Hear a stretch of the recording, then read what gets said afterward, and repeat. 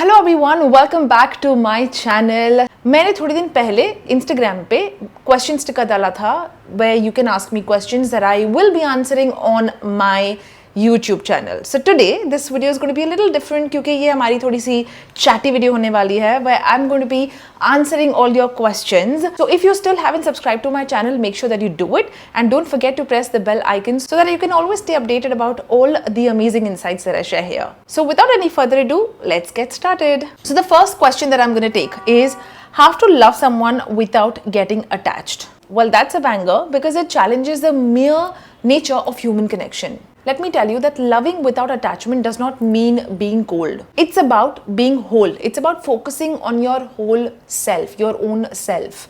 You know, a lot of times we feel that अगर प्यार है तो attachment भी automatically आ जाती है. And of course, human connection होते हैं ऐसे जहाँ पे you do get attached to somebody when you're loving them.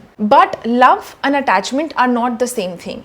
Love is expansive. It's a choice. It just flows. Whereas attachment is about holding someone too tight. An attachment is more possessive in nature. It just grips you too tight. It is fear-based. It clings. In fact, attachment comes from a scarcity mindset because somewhere you feel that what if I end up losing this person, which means I might lose a part of me. Where if you're too anxiously attached to something, you end up becoming extremely clingy, needy, where you feel that your identity is completely attached with this person. Where if this person leaves, you might be shattered. You will feel abandoned. Okay, here's a fresh way to look at it. Think of love like holding a butterfly in your hands. If you hold on too tight, it might feel claustrophobic or it might even crush the butterfly. But if you hold it gently, it might even stay and not feel trapped. So how do you do this in real life? You anchor yourself in self-love. Because you cannot lose what is already within you. Instead of thinking of somebody else as being the only goal of life, because when you're too attached to someone, you have this end goal in your life that this is how I'm imagining things to be. But when you love someone without any extreme end goal, you will purely just begin to give without being possessive, without having this need to just have this end goal in your mind. The other way is to enjoy the present moment. So detach yourself from the outcome. Instead of thinking that this is where I want to reach, you rather focus on what you have right now, what you're experiencing. You know, love for the sake of loving and not for the sake of security. And third, recognizing that love is about giving. It's not about being possessive. Because true love enhances freedom. It doesn't come from this space of fear, where you focus on your life and you also let the person focus on their life. That's when you learn to enjoy your life as well as enjoy them as the cherry on the cake. Then comes the second question. Is it okay to share Instagram passwords with your partner? Well, sharing a password, whether for Instagram or for any other accounts or social media, is not a binary answer. It's not like a yes or a no. It's a nuanced decision because it completely depends on the dynamics of the relationship. You have to understand where is this coming from. If your partner is asking you for a password from this space of insecurity or fear, then you might need to have that open conversation with your partner because some might view it as a gesture of trust. So it's extremely important to consider setting some boundaries. If you think that it's coming from the space of mistrust, then an open conversation and setting boundaries is extremely imperative because that respect for privacy and mutual autonomy is important. No one is supposed to breach it. Also, while the art of sharing passwords can be symbolic of openness, that there's nothing that's hidden between you and your partner, but it can unintentionally blur the line between your personal space and your shared space. So like I said, it's extremely important to assess where is this coming from? Where is it stemming from? Insecurity, mistrust, or just wanting to have this openness between each other. That takes us to our third question. My ex ghosted me instead of breaking up. I miss her. How do I find my way back to her?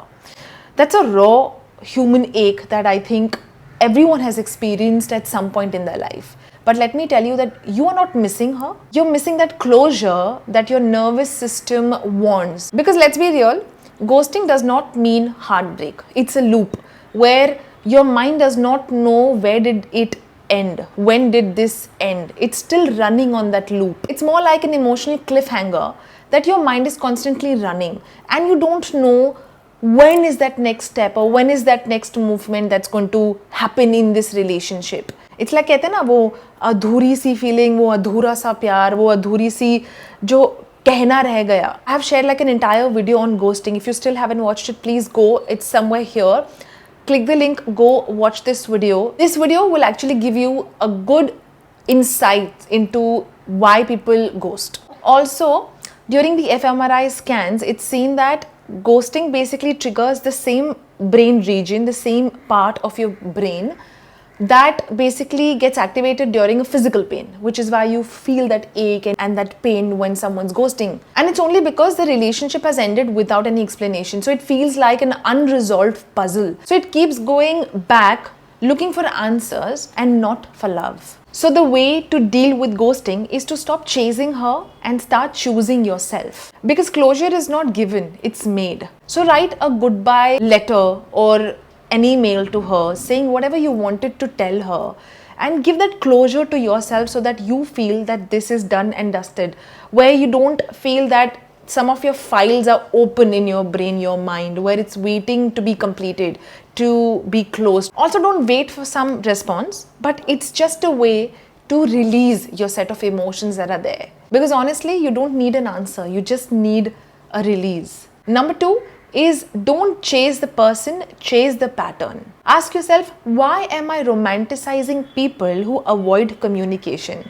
Do you want to be with someone who is not open enough to come and tell you about why they don't want this relationship? So it's not love, it's lack dressed as longing. And number 3, replace fantasy with facts. Whenever you feel like that I'm missing her, I'm longing for her, remind yourself that she did not leave. She disappeared. So that's not love, that's just abandonment with a pretty face. That should give you a reality check. That takes us to our next question.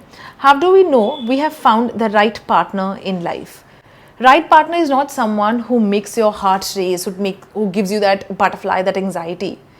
But it's someone who gives you that sense of stability, that security, that calmness. Because a lot of people feel that right partner is all about passion, chemistry, and fate. But psychology tells us that it's about compassion, emotional safety, and shared values. In fact, Dr. John Gottman, who spent about 40 plus years in this space of relationships, says that there are certain predictors that talks about real relationship, right relationship. He says that the strongest predictor of lasting relationship is not passion and chemistry, but it's how do you manage conflict and how safe do you feel when sharing your vulnerabilities and when you're sharing your deepest fears. So if in your relationship you're able to express yourself without that fear of being judged or the fear of being vulnerable or the fear of being shunned away or shut down by your partner, then that's the right partner for you. So here are the 3 powerful questions you can ask yourself to know whether they are the one. Number 1, can you show your ugly truths or your dirty laundry without that fear of judgment? If you feel like you have to filter yourself, then that's not love, that's performance. Number 2, do they bring more clarity or more confusion? Love shouldn't feel like a puzzle with missing pieces. If you're constantly wondering about where do you stand in that person's life, you are constantly left with this guessing game. It's not alignment, it's anxiety. And number 3, when life gets hard, do they make it easier or heavier? Because the right partner bring more calm to your storm. The right partner isn't the only one who leads or follows you, but also learns to manage the steps along with you. And the truth is that the right partner isn't the one who completes you, but he teaches you to be complete even when you are alone. That takes us to our next question. How to stop thinking about scenarios which I know will never happen? Well, let me tell you that your mind's job, your brain's job is to keep you safe, is to protect you, but sometimes with that outdated version, the outdated software. We tend to have this wishful thinking, or we daydream, we imagine scenarios, conversations, or situations, not because our brain is weak, but it's because our brain is running on simulations. In fact, according to neuroscience, the DMN, which is the default mode network in our brain, activates during the rest, and it starts to weave these stories during the resting period, which is why, a lot of times when you're when you're just sitting with yourself, when you're not engaged in some sort of activity, it tends to weave these stories. It tends to get into this wishful thinking, creates these scenarios in your head. But here's the glitch. Your brain cannot differentiate between reality and just a thought. So every time your brain tends to get into this wishful thinking or gets into this imaginary scenarios, ask yourself, what am I currently feeling right now? Where you can become more mindful of your real scenario. So how do you stop these wishful thinking or imagining these scenarios in your head? Number one, name it, do not shame it. Every time your brain gets into simulations, tell yourself that, oh, look at this, my brain just got into simulations again. But these are not facts, these are just mental movies. So when you remind yourself, tell yourself, it brings you back to the reality. It learns to distance yourself from your thoughts. Number two, do a reality check. Ask yourself, is this happening right now? Can I do anything about it right now? If not, let that thought pass like a cloud and not a command. And number three, redirect your focus with micro presence. Name three things that you can see around. Touch something cold. Ground yourself. Anchor your senses to short circuit the spiral. Because honestly speaking, you do not have to believe every story that your mind makes up, especially the ones that make you suffer. Which then takes us to our last question. My concern is I don't want to be someone's rebound. How can I avoid or protect myself? Please help. Honestly, everyone fears being this in-between person. Honestly, everyone wants to be the real one. Being a rebound doesn't mean when did they meet you, but it's about why are they with you.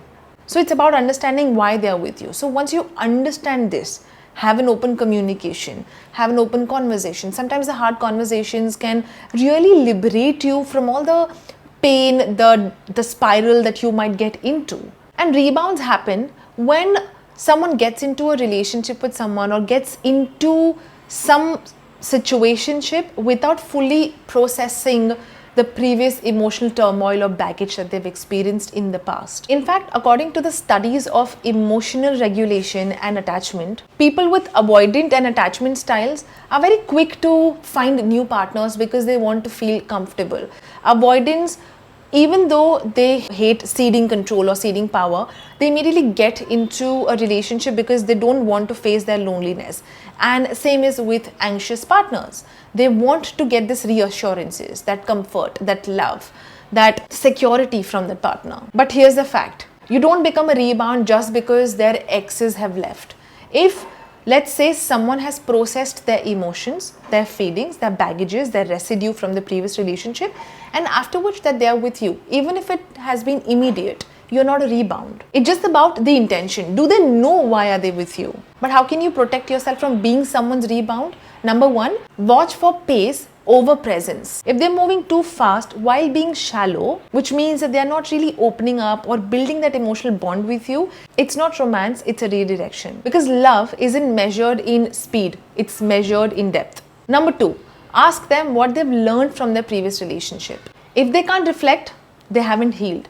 But if they're able to tell you what they've learned, the baggages, the lessons, which means you're not a rebound. Because healing creates awareness and avoidance creates patterns. And number three, check if they are emotionally available or they are emotionally escaping. Are they usually curious about you or they are just talking about their exes? They're talking about their past relationship. Getting into a new relationship without healing, it's like changing a band-aid without really cleaning the mess, without treating the wound. Sooner or later, the pain will surface. It will begin to bleed. It's always better to work together, being aware, asking some set of questions, having some hard conversations can truly save you from the pain. So I hope that this video truly helped you all. So if you have anything that you want to ask me, drop a question right below in the comment section and I'll definitely reach out to you. Now stay tuned for our next video and I'll see you very soon. Bye-bye.